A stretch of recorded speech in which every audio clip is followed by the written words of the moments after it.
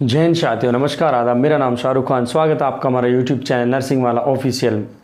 तो आज बात करेंगे हम आईवी फ्लूइड्स। तो आज की जो क्लास हमारी बहुत ही इंपॉर्टेंट होने वाली है, तो आप सब जल्दी जल्दी सब्सक्राइब करें और हमारे चैनल को सब्सक्राइब करने के बाद में और क्लास को शेयर करें अपने सभी दोस्तों में। तो आइए स्टार्ट करते हैं हम आईवी फ्लूइड्स। तो आईवी फ्लूइड्स का जो फुल फॉर्म है मैं आपको ये बताना चाहता हूँ। आई का मतलब है इनसाइड और वी का मतलब है वैन, यानी वैन के अंदर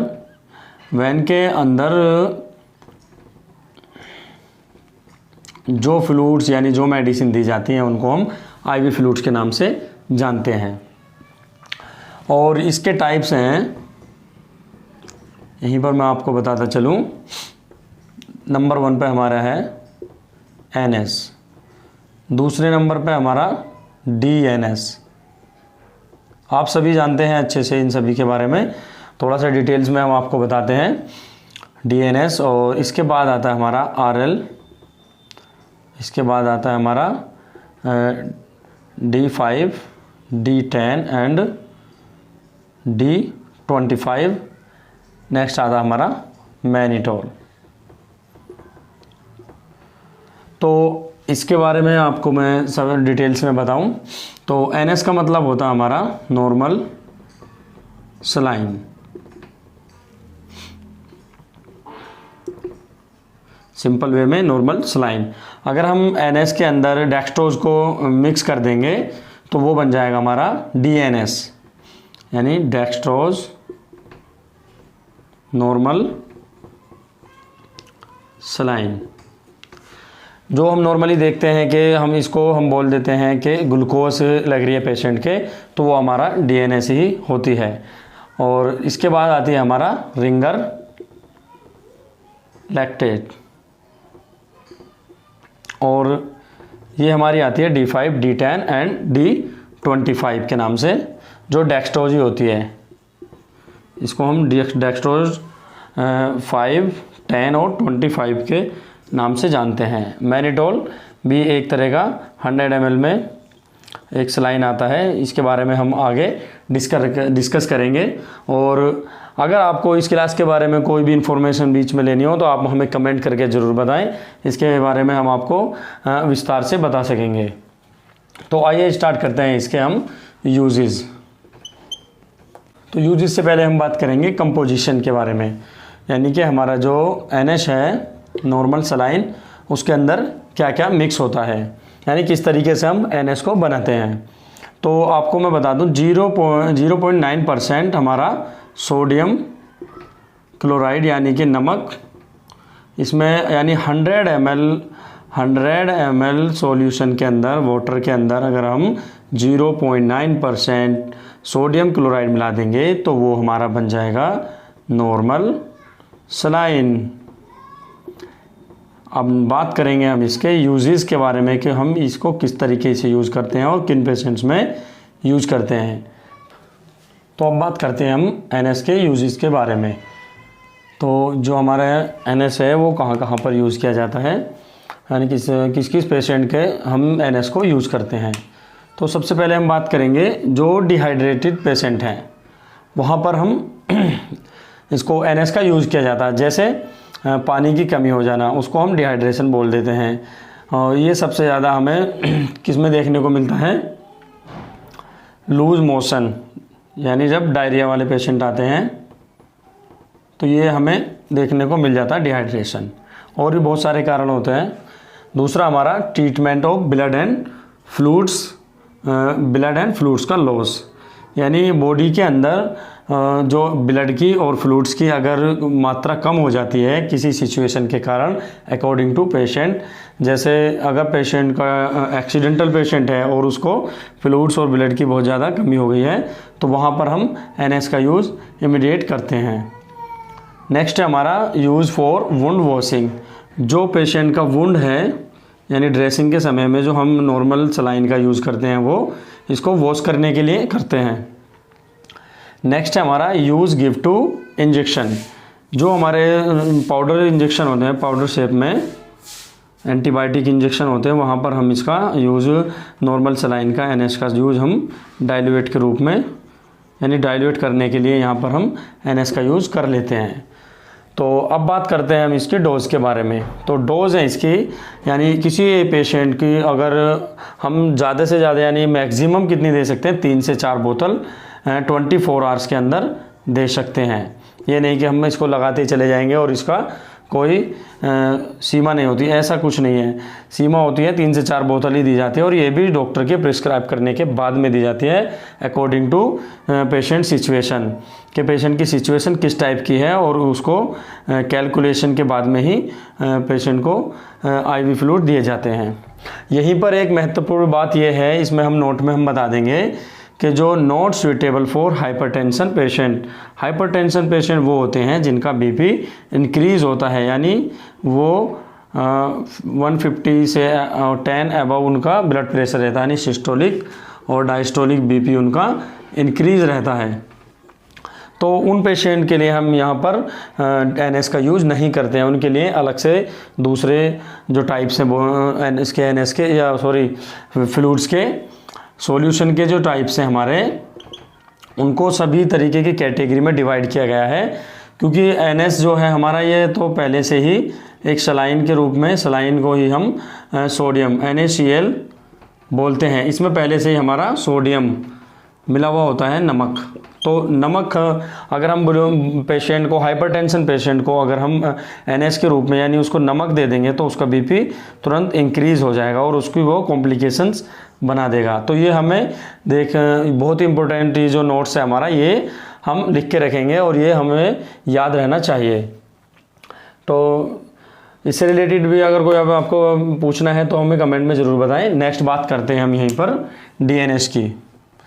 तो यूजेस से पहले हम इसकी कंपोजिशन आपको बता दें कि इसके अंदर हम क्या क्या मिला के रखते हैं, यानी कि इसको मिलाने से हमें यहाँ पर ये DNS प्राप्त होती है। तो DNS का आपको पहले भी मैंने बताया था कि NS के अंदर अगर हम 5% डेक्सट्रोज ऐड कर देंगे तो वो DNS बन जाएगी। यहीं पर ये फॉर्मूला हमने आपको बताया हुआ है कि ऑलरेडी NS है, NS के अंदर हमें NaCl 0.9%, तो हमें यहाँ पर ऑलरेडी मिला हुआ है और इसी के अंदर हम प्लस कर देते हैं 5 ग्राम डेक्सट्रोज यहाँ पर हमने ऐड कर दिया, तो ये बन गया हमारा DNS और इसी को हम ग्लूकोज के नाम से जानते हैं। और ये आपको अच्छे से देखना होगा और इसको आप नोट करके रख लीजिए। तो बात करते हैं हम यूजेस की, DNS का जो यूजेस हैं किस किस तरीके से किया जाता है। तो सबसे पहले यहाँ पर वही सिचुएशन आ गई है जो हम अभी आपको NS में बताए थे कि डिहाइड्रेशन में, यानी पानी की कमी होने के अंदर, बॉडी के अंदर फ्लूइड अगर हमारा कम हो गया है तो उसमें हम उसको डिहाइड्रेशन बोलते हैं और वहाँ पर भी हम DNS का यूज़ करते हैं।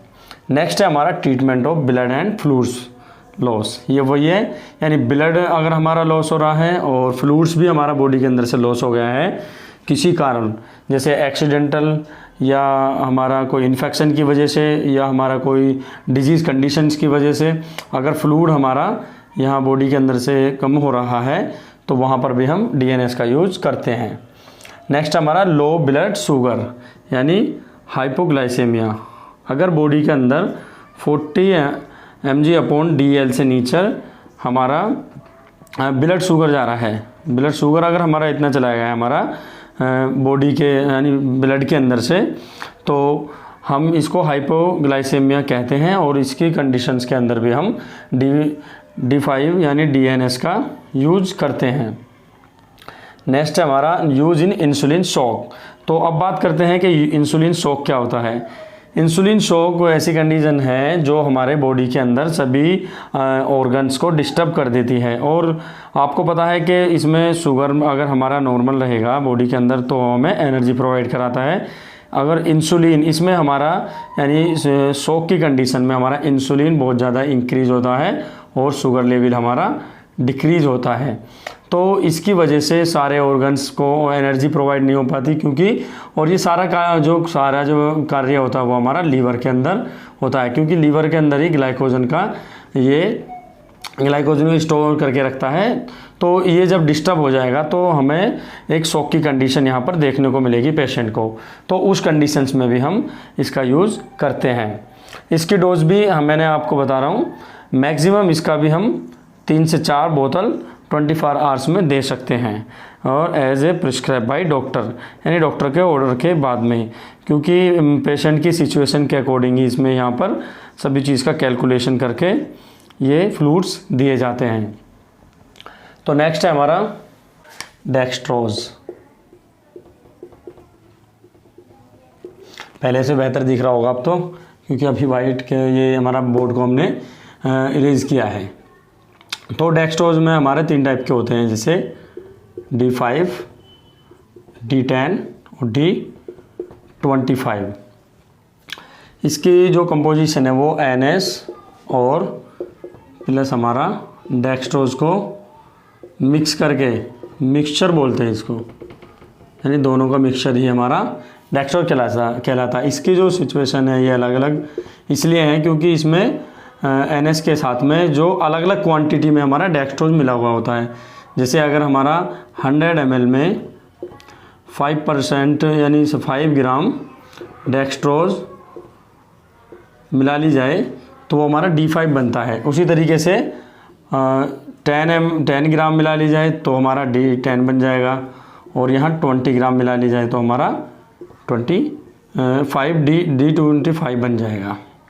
तो आपने और हमने सबने ये देखा है कि ये हमारा ज़्यादातर यूज़ में हम देखने को मिल जाता है, यानी D5 और D10 हमें ज़्यादातर देखने को मिल जाते हैं कि कहीं भी हम किसी पेशेंट को ये लगता हुआ ज़रूर देखा होगा। लेकिन D25 बहुत ही रेयर कंडीशंस में लगाया जाता है।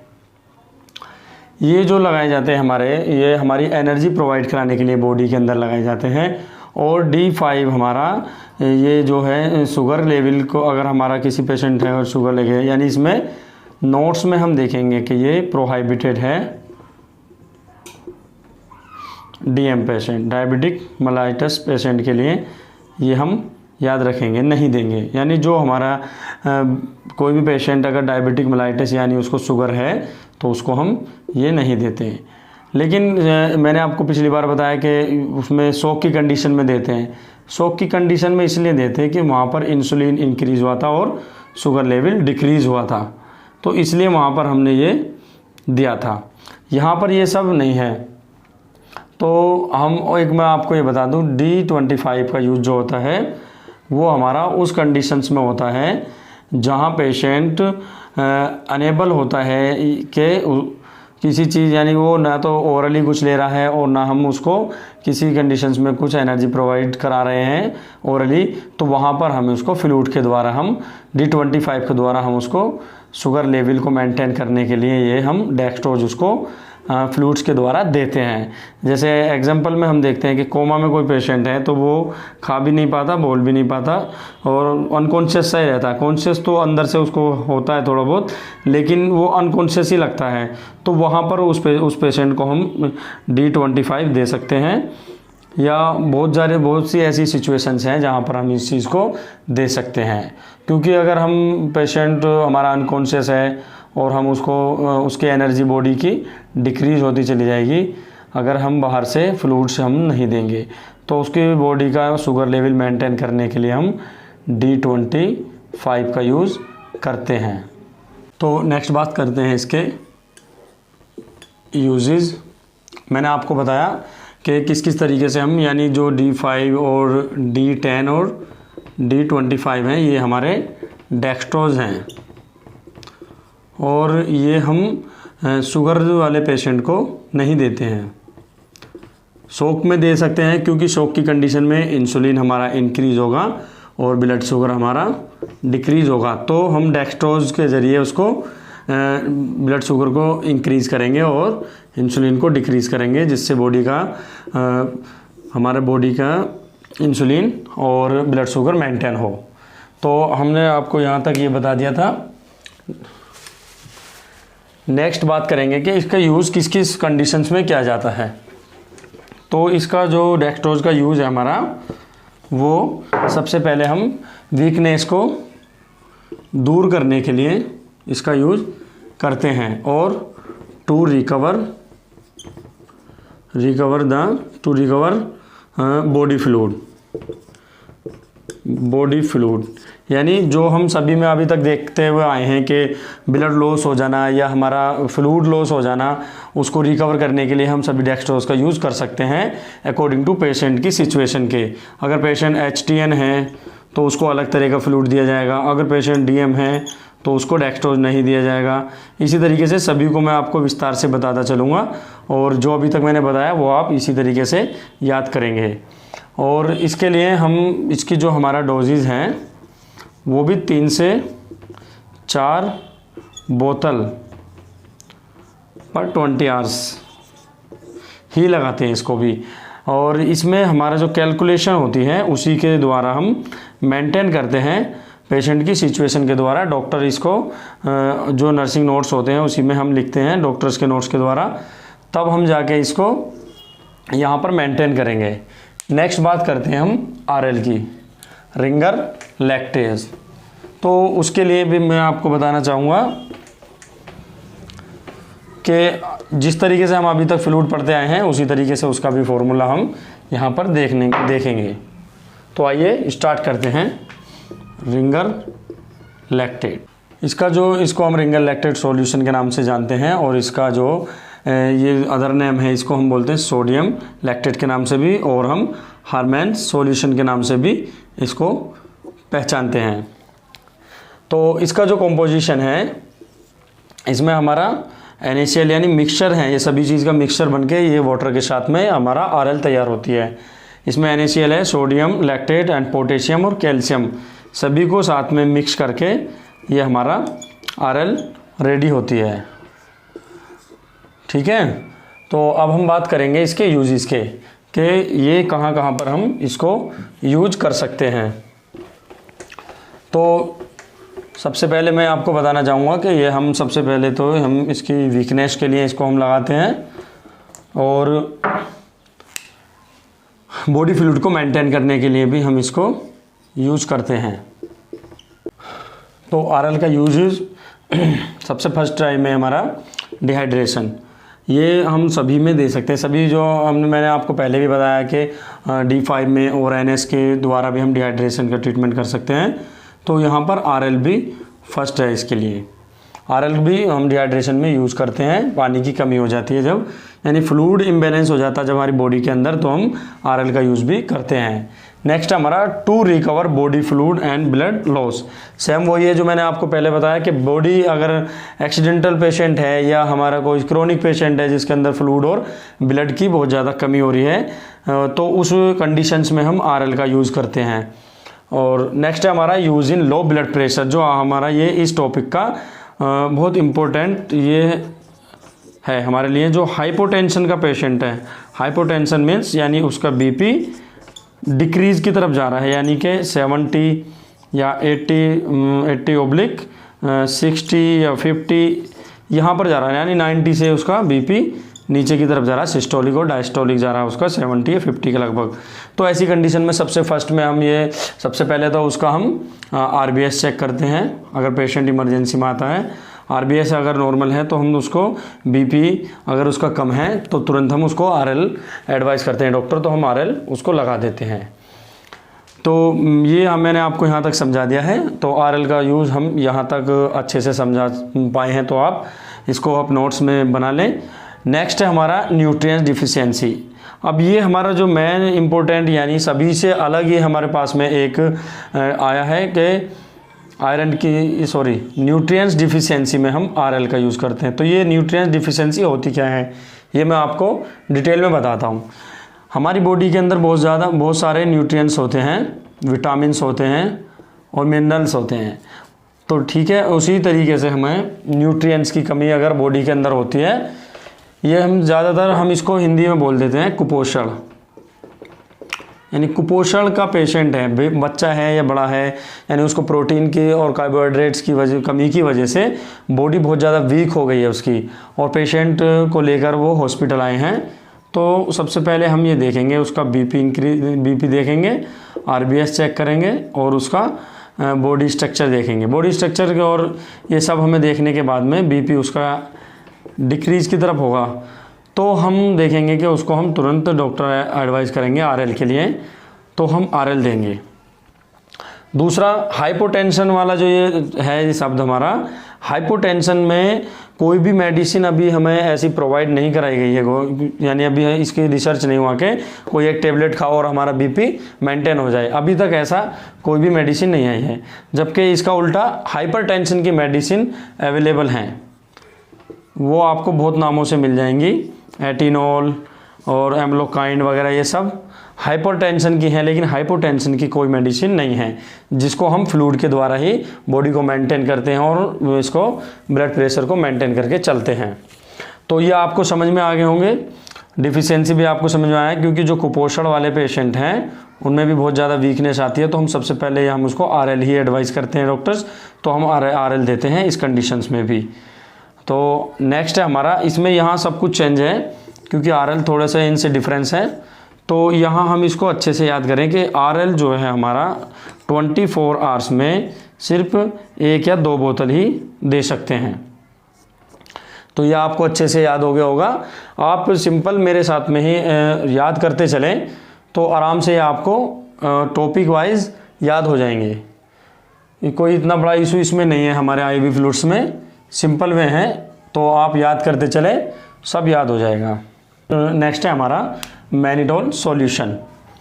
मैनिटोल सॉल्यूशन का जो काम है हमारा बॉडी के अंदर, ये हमारा है डाययूरेटिक्स। डाययूरेटिक, अब आप कहोगे कि डाययूरेटिक्स क्या है, वैसे आपको मालूम होगा डाययूरेटिक्स का मतलब, कि डाययूरेटिक्स का मतलब है डाइल्यूएशन, यानी डाइल्यूएट करना, यानी किसी चीज़ को ऐड करना। यहाँ पर क्या ऐड किया जा रहा है, वाटर। समझते चलना और इस क्लास को अपने दोस्तों में भी शेयर करना। और यूरेटिक्स का मतलब जो है हमारा यहाँ पर, वो हमारा यूरेटर से, यूरेटर तो आपको पता होगा। तो यहाँ पर हम यानी यूरिन के अंदर यहाँ ऐड वाटर कर देते हैं, बॉडी का जो फ्लूइड है उसको ऐड करने के बाद में बाहर निकाला जाता है, उसी का नाम हमारा डाययूरेटिक्स है, जो मैनिटोल का मेन वर्क है। यहाँ पर आपने देखा होगा ये न्यूरोसर्जन भी इसको यूज़ करते हैं और नॉर्मल भी, यानी इसका मैं आपको समझा दूँ सिंपल वे में, बॉडी के अंदर जो एक्स्ट्रा फ्लूइड हमारा जमा हो जाता है, जैसे ओवर किसी ने, यानी कि यहाँ पर फ्लूइड ओवर दे दिया, लगाने थे 2, हमें यहाँ 4 दे दिए, तो वो बॉडी के अंदर ही कंपोजिशन हो जाएगा उसका, सॉरी वो बॉडी के अंदर ही ऐड हो जाएगा। तो उस फ्लूइड को निकालने के लिए तो हमें कुछ करना होगा, तो ये मैनिटोल जो कार्य करती है वो डाययूरेटिक्स का काम करती है, यानी उस फ्लूइड को हमारे यूरिन के साथ में ऐड करके बाहर निकाल देती है। ये मेन काम हमारा मैनिटोल का है। कंपोजिशन हमारा इसका यानी 100 ml में यहाँ ये कंटेंट्स मिलाए जाते हैं 20 ग्राम मैनिटोल, 100 ml वाटर में 20 ग्राम सॉल्यूशन मैनिटोल का मिलाया जाता है, तब जाके हमारी एक 100 ml की मैनिटोल तैयार होती है। यूज़ है इसका, देखो यहाँ पर मैंने आपको बताया ओलिगोरिया, यानी यूरिन का कम आना, बॉडी में एडिमा हो गया, स्वेलिंग आ गई, चेहरे पे स्वेलिंग आ गई, बॉडी के अंदर हमने बहुत कहीं ऑर्गन्स में देखा या हमने उसके स्किन पे देखा पेशेंट की, उसमें स्वेलिंग दिख रही है, लेकिन उसका जो आउटपुट है, आउटपुट कम है अकॉर्डिंग टू पेशेंट। तो ओलिगोरिया उसको यहाँ प्रेजेंट होगा। ओलिगोरिया यानी लो यूरिन प्रोडक्शन, यूरिन नहीं बन पा रहा, उसका प्रोडक्शन नहीं हो रहा यूरिन का, तो वो कैसे एडिमा होगा, निकलेगा। तो जो हम यहाँ पर मैनिटोल लगाने के बाद में डॉक्टर एडवाइस करते हैं मैनिटोल, ये ओलिगोरिया प्रेजेंट होने के बाद में, तो यहाँ पर इसको डिक्रीज़ करने के लिए एडिमा को मैनिटोल का यूज़ किया जाता है। तो आप अब यहाँ पर अच्छे से समझ गए होंगे कि मैनिटोल का हमारा यूज़ क्या है। नेक्स्ट है हमारा एडिमा, ये भी वही है, देखो swelling that gas fluid trapped in your body tissue, body के टिश्यूज़ के अंदर यहाँ पर फ्लूइड का इकट्ठा हो जाना ही हमारा, और इसकी यानी इसको कम करने के लिए जो हम देते हैं वो हमारी मैनिटोल सॉल्यूशन है। तो आई होप हमारी क्लास आपको अच्छी लगी होगी। अगर आपको हमारी क्लास अच्छी लगे तो सभी अपने दोस्तों में शेयर करें और लाइक करना बिल्कुल ना भूलें, और हमारा जो चैनल है इसको सब्सक्राइब करना ना भूलें। दोस्तों हमारे बहुत ही ज़्यादा अब मेहनत की जा रही है इस चीज़ के लिए तो आप इग्नोर ना करें, हमारी क्लास को लाइक करें और सब्सक्राइब करना ना भूलें। कोई भी आपको मेडिकल से रिलेटेड या नर्सिंग से रिलेटेड क्वेरी हो तो आप कमेंट बॉक्स में ज़रूर बताएं। और आपको पता ही है कि मैं इसके लिए कोई अभी टीचर नहीं हूँ, लेकिन आपके जैसा मैं एक स्टूडेंट भी हूँ और मैं एक छोटा CHO भी हूँ। तो आप मुझसे जो भी क्वेरी करेंगे तो उसका मैं इंशाल्लाह पूरा कोशिश करूँगा कि आपको उसके सॉल्यूशन दूँ। तो यहीं पर मैं विदाई चाहता हूँ और यहाँ हम अपनी क्लास को लास्ट करते हैं, ज़्यादा लेंदी हो जाएगी। तो यहीं पर जय हिंद।